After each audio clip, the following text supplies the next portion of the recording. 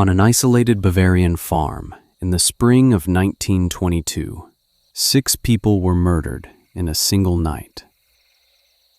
That part isn't the mystery. The mystery is what happened for the 4 days after, because someone kept living there, feeding the animals, eating meals at the kitchen table, sleeping under the same roof as 6 bodies, and no one in the nearby village noticed a single thing wrong, because smoke kept rising from the chimney, just as it always had. We'll get to that. But first, you need to understand the place and the people who called it home, because almost everything about Hinterkaifeck should have warned them. The farm sat completely alone, about a kilometer down a dense forest path from the nearest town. There were no neighbors close enough to hear a scream, no reason for a stranger to pass by, unless they meant to. Andreas Gruber ran the place. He was 63 years old, stern, wealthy, and deeply controlling. He was the kind of man the village gossiped about but rarely confronted. His wife, Cecilia, kept mostly to herself. Their widowed daughter Victoria lived there too, along with her 2 children, 7-year-old Cecilia and 2-year-old Joseph. There were dark whispers surrounding the family. Old, ugly rumors that few people spoke about openly. We'll come back to those later. What you need to know now is that several weeks before the murders, small things started going wrong, and it actually started long before the spring. 6 months earlier, the family's previous maid had abruptly quit. She packed her bags and fled, telling the villagers that the farmhouse was haunted. She claimed she heard voices in the walls and footsteps in the dead of night.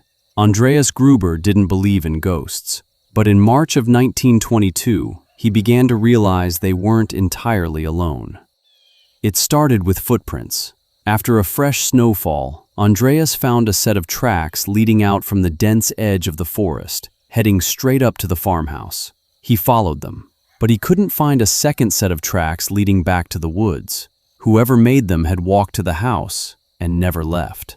Then, at night, came the footsteps, up in the attic, slow, deliberate pacing, directly above where the family slept. A newspaper vanished before Andreas had read it. A set of house keys disappeared, and in their place, a different set turned up, one that fit absolutely no lock on the property. Something about the farm no longer felt right. Someone was inside the perimeter. And on March 31st, they hired a new maid to help around the property, a young woman named Maria Baumgartner. Maria arrived that afternoon. Within hours, she reportedly told people she felt a deep, overwhelming uneasiness about the place. She almost didn't stay the night.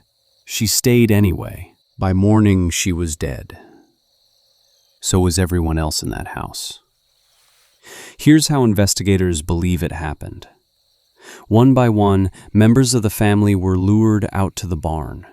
It was likely done using some ordinary excuse, perhaps a noise with the livestock, something that wouldn't have raised alarm. Each victim was killed with a roitaua, a narrow, heavy mattock used for farm work. Whoever was responsible needed the others not to hear. Which means each attack had to happen quietly enough that the next person walked willingly into the same barn, entirely unaware of what had just happened. Then the killer stepped back inside the farmhouse. 2-year-old Joseph was killed in his cot. Finally came Maria, on her very first night in that house, in a room she'd been terrified of only hours earlier. 6 people. Dead before sunrise. And then, nothing. For 4 days, nobody in the village realized anything was wrong. The Grubers kept to themselves. A few uncollected letters at the post office wasn't highly unusual. The children missing school wasn't immediately alarming either, especially for a farming family during the spring. It wasn't until April 4th that a small group of neighbors, uneasy about the lingering silence, finally walked up that same forest path to check on them. The farm was completely quiet, save for the family dog, which was tied up and barking frantically in the barn. The neighbors noticed a barn door left slightly ajar. They walked inside. It was dark, but they noticed a large pile of hay and loose straw that looked out of place. When they piled it back, they found the first 4 bodies stacked on top of one another. They found Cecilia and Maria shortly after, inside the house. But when investigators finally arrived, they noticed what should have been impossible. There were half-eaten meals still sitting on the kitchen table. The livestock in the barn had clearly been fed and watered in the days since the murders. Fresh footprints were found around the property, and neighbors confirmed that smoke had been seen rising from the chimney throughout the entire weekend. Someone had stayed. Not simply passed through, they stayed. The farm had continued to function well enough that, from the outside, nothing seemed out of place. When police searched the attic, the same attic where Andreas had heard footsteps weeks earlier, they found signs suggesting someone may have been spending time there. Whether the space had been used before the murders or only afterward has never been established with certainty. Even so, the discovery gave new weight to Andreas's earlier claims that someone had been moving above the family's heads. Whoever left that farm walked away without ever being identified. More than a century later, detectives and historians still debate what happened at Hinterkaifeck, not because there were too few suspects, but because there were so many. Among the dozens of theories, one has remained especially persistent, and it centers on a local man named Lorenz Schlittenbauer. Years before the murders, Schlittenbauer had reportedly pursued Victoria.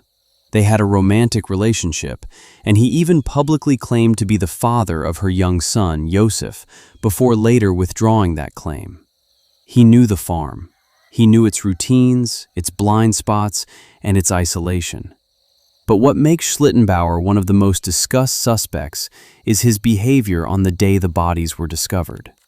Witnesses later recalled that he appeared unusually composed and began moving the bodies before police arrived.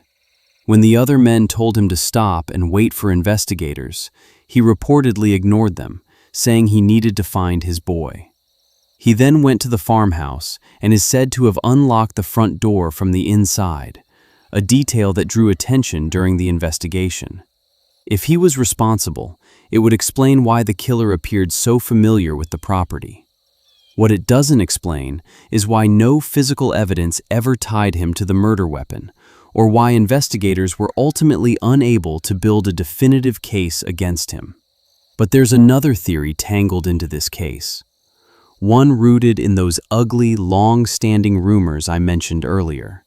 For years, the village whispered that Andreas Gruber was inappropriately involved with his own daughter, Victoria. In fact, both of them had previously been convicted and served brief prison sentences for incest. Many in the village believed that Andreas, not Schlittenbauer, was the true father of 2-year-old Josef. Did this dark family dynamic push a jealous former lover to the brink?